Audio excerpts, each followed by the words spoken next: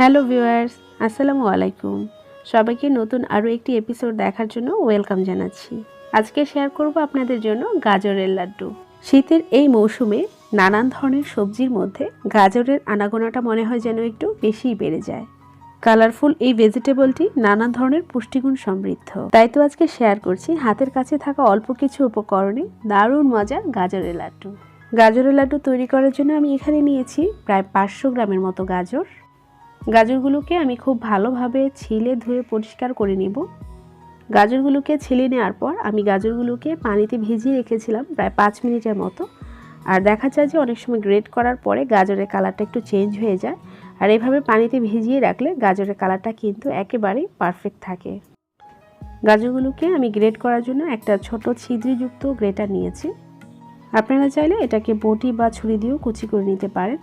আর ছোট ছিদ্রযুক্ত গ্রেটার দিয়ে গ্রেট করলে গাজরটা খুব ভালোভাবে মিহি হয়, আর গাজরগুলো সেদ্ধ হতেও সময়টা কম লাগে।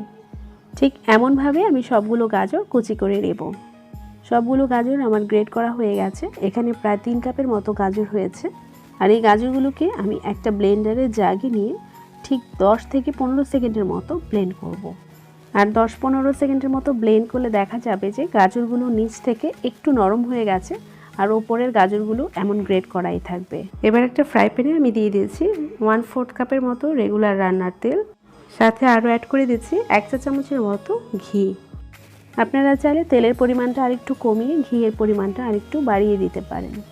আর এখানে দিয়ে দিয়েছি 2 স্টিকের মতো দারুচিনি আর 2টো সবুজ এলাচ। মশলাগুলোকে হালকা একটু ভেজে নিয়ে আমি এখানে দিয়ে দিয়েছি গ্রেট করা ও হাফ ব্লেন্ড করা গাজরগুলো। আপনারা চাইলে শুধুমাত্র গ্রেট করেও গাজরটা দিয়ে লাড্ডু তৈরি করে নিতে পারেন। আমি জাস্ট একটু ব্লেন্ড করেছি গাজরের লাড্ডুটা তৈরি করতে, যেন সময়টা একেবারেই কম লাগে। আর আমি এমনভাবে ব্লেন্ড করেছি যে নিচের গাজরগুলো একটু নরম হয়ে গেছে, আর ওপরের গাজরগুলো কিন্তু গ্রেট করাই আছে। ঘি আর তেলের মধ্যে আমি গাজরটাকে প্রায় 5 থেকে 6 মিনিটের মতো মিডিয়াম টু লো হিটে ভেজে নেব। আর এভাবে ভেজে নেওয়ার কারণে গাজরের মধ্যে যে কাঁচা ফ্লেভারটা থাকবে সেটা চলে যাবে, আর গাজরটাও খুব সহজেই সেদ্ধ হয়ে যাবে।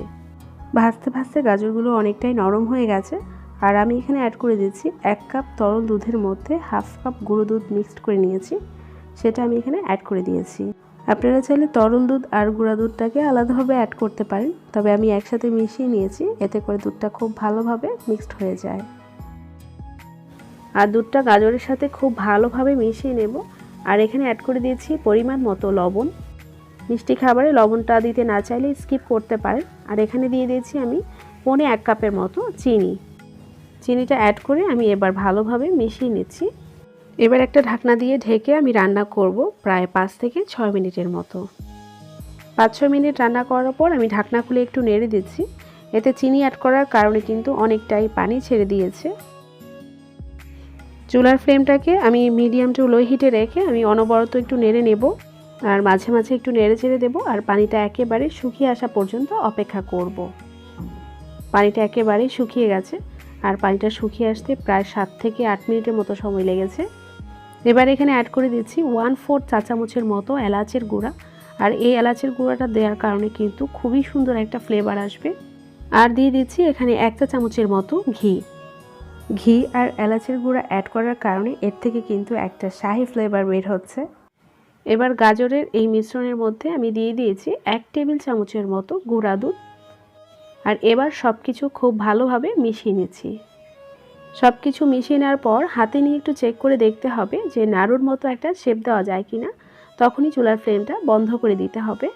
আর এই মিশ্রণটাও তৈরি হয়ে গেছে, আমি চুলার ফ্লেমটা অফ করে দিচ্ছি।